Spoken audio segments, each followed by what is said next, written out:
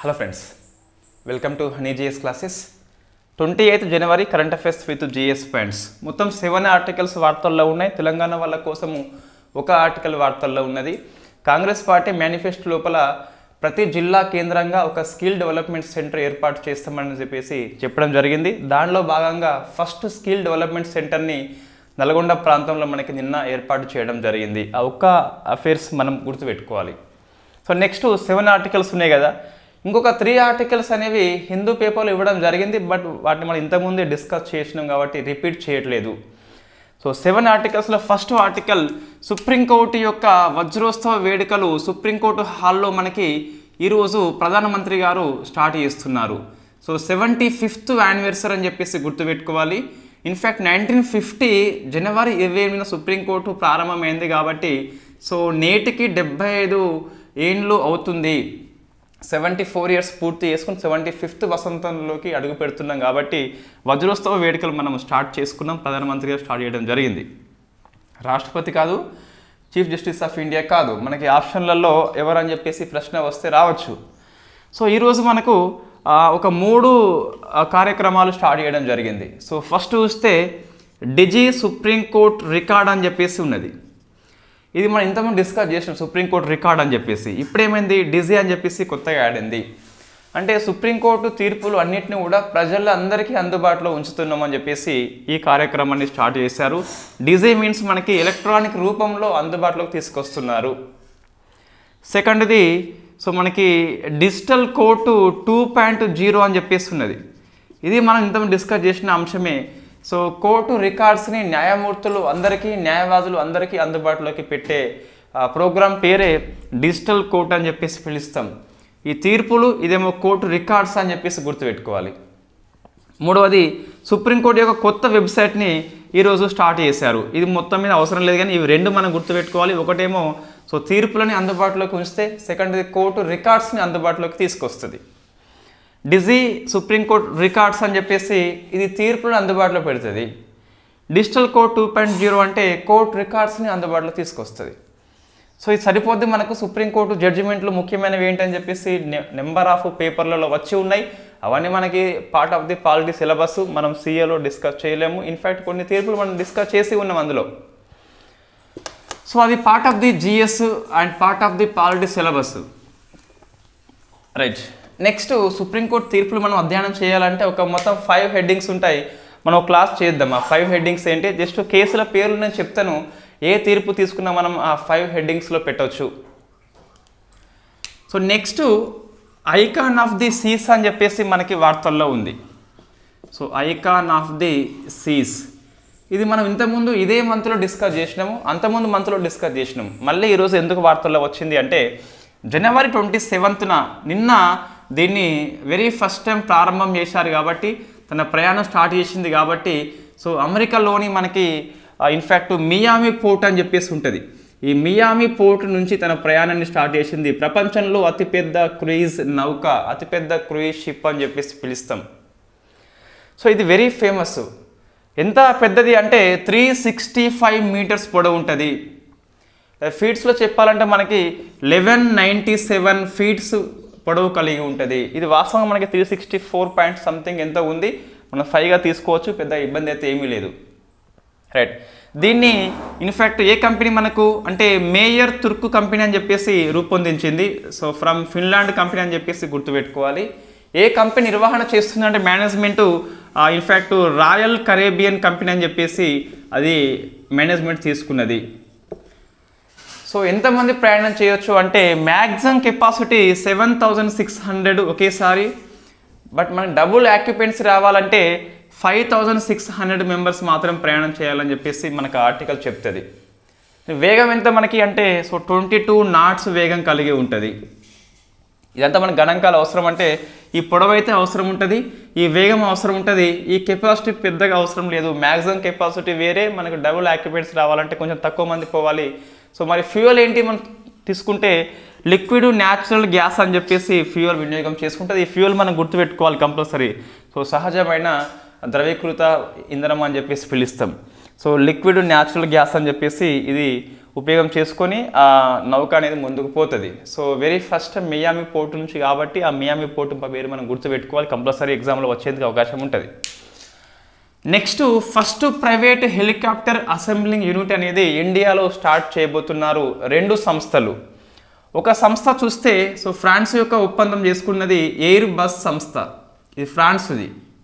ఇండియాలో Tata advanced systems limited అని చెప్పేసి TASL సంస్థ, టాటా గ్రూప్ యొక్క అనుబంధ సంస్థ. ఇవి 2 కూడా భారతదేశంలో మొట్టమొదటి ప్రైవేటు హెలికాప్టర్ అసెంబ్లింగ్ యూనిట్ని ఏర్పాటు చేస్తున్నారు. సో ఇన్ఫ్యాక్ట్ ఎక్కడ అంటే వాళ్ళు వెన్యూ ఇంకా నిర్ణయం చేయలేదట. సో ఎయిర్ బస్ సంస్థ TASL సంస్థ కలిపి త్వరలోనే డిసైడ్ చేస్తాయట. మరి ఏ హెలికాప్టర్ని తయారు చేస్తున్నాయంటే మనకు H125 అని చెప్పేసి సో ప్రైవేట్ హెలికాప్టర్ని ఇన్ఫ్యాక్ట్ పౌరుల కోసం అని చెప్పేసి దీన్ని స్టార్ట్ చేస్తుంది. So very famous H125 helicopter అని చెప్పేసి గుర్తుపెట్టుకోవాలి.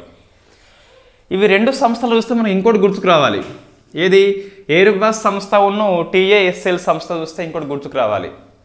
ఏంటిదంటే సో ఇన్ఫ్యాక్ట్ సైనిక రవాణా విమానం అని చెప్పేసి C295 దీన్ని తయారు చేద్దామని చెప్పేసి ఎయిర్ బస్ సంస్థ TASL సంస్థ గుజరాత్లో ఉన్న వడోదర ప్రాంతం లోపల తయారీ కేంద్రాన్ని స్టార్ట్ చేసిన ఇటీవల.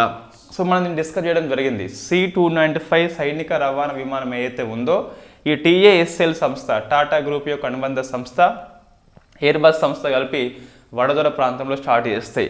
అదేవిధంగా మనకి H125 హెలికాప్టర్ అనేది ఎక్కడ అని చెప్పేసి గుర్తుపెట్టుకోవాలి, బట్ మనకి ఇంకా డిసైడ్ చేయలేదు ఇంకా. సో అది మనం బాగా గుర్తుపెట్టుకోవాలి. నెక్స్ట్ ఇవన్నీ 4 క్వశ్చన్స్ అనేవి సో మరీ ఫ్యాక్ట్ క్వశ్చన్సే. ఎవరు ప్రీతి రజక్ అని చెప్పేసి వార్తల్లో ఉన్నది. సో ఇది ఆర్మీలో ఈమె ఫస్ట్ సుబేదారి అని చెప్పేసి పిలుస్తాం. సో ఆర్మీలో ఫస్ట్ మహిళా సుబేదారి అని చెప్పేసి పిలుస్తాం.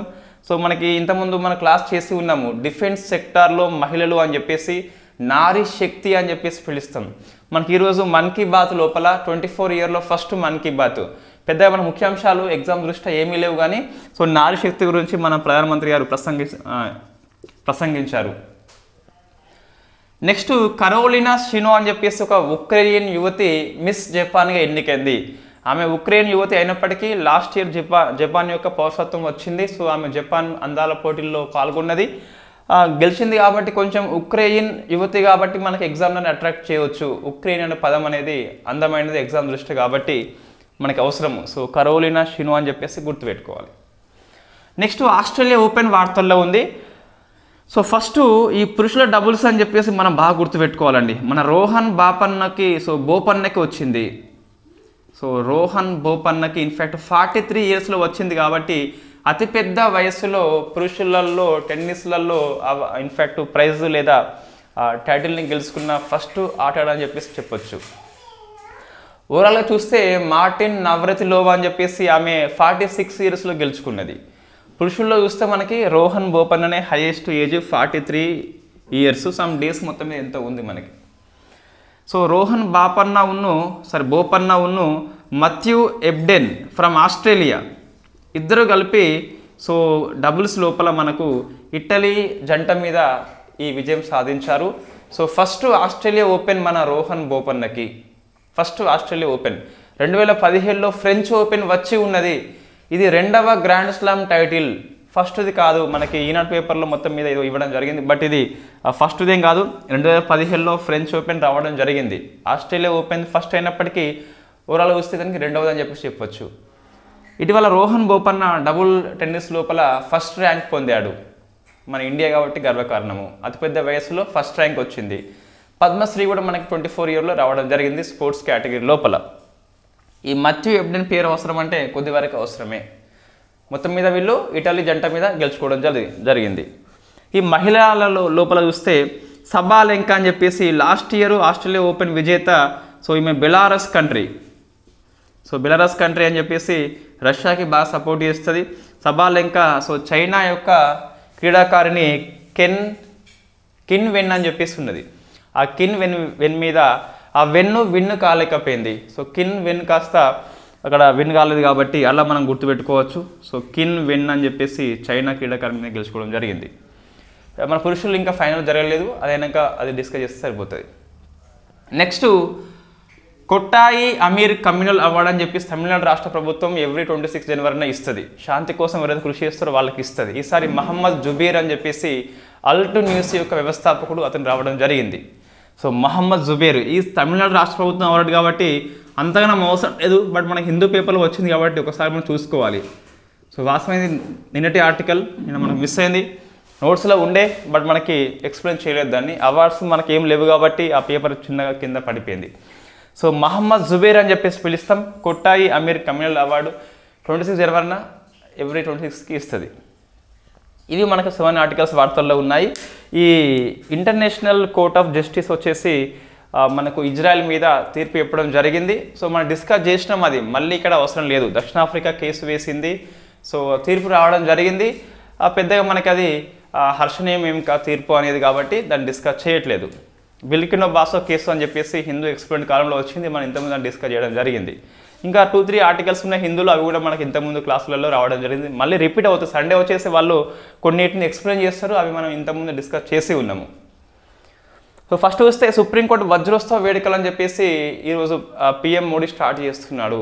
Digi supreme court record digital code 2.0 అని చెప్పేసి సుప్రీంకోర్టు కొత్త సైట్ అని చెప్పేసి మూడింటిని ఈరోజు లాంచ్ చేయబోతున్నారు. రేపు పేపర్లో మేబీ వస్తుంది. ఐకాన్ ఆఫ్ ది సీస్ అని చెప్పేసి ప్రపంచంలో అతి పొడవైన క్రూయిజ్ షిప్ అని చెప్పేసి పిలుస్తాం. 365 మీటర్స్ పొడవు కలిగి ఉంటుంది, 1197 ఫీట్స్లలో కలిగి ఉంటుంది.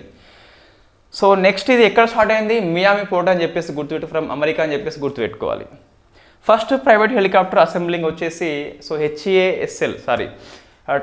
Tata advance systems limited plus air bus కలిపి ఇండియాలో రూపొందం చేస్తున్నాయి. బట్ ఇంకా మనకి వెన్యూ ఎక్కడ అని చెప్పేసి చెప్పలేదు. ప్రీతి రజక్ వెరీ ఫేమస్, ఆర్మీ లోపల ఫస్ట్ మహిళా సుబేదార్ అని చెప్పేసి నియామకం పొందింది. కరోలినా షినో వచ్చేసి ఉక్రెయిన్ యువతి జపాన్ మిస్ జపాన్గా ఎన్నికైంది. ఆస్ట్రేలియా ఓపెన్ని మన రోహన్ బోపన్న గెలుచుకున్నాడు కాబట్టి మత్యు ఎబ్డెన్తోని, సో మనం ఆ పేర్లు గుర్తుపెట్టుకోవాలి కంపల్సరీ. అత్యధిక వయసులో ఈ గ్రాండ్ స్లామ్ అయితే వచ్చింది, 43 ఇయర్స్. ఓవరాల్గా చూస్తే మార్టిన్ నవ్రతిలోవా అని చెప్పేసి 46 ఇయర్స్ కలిగి ఉన్నది. ఇంతకుముందు మన రోహన్ బోపన్నకి ఫ్రెంచ్ ఓపెన్ 2017లో వచ్చింది.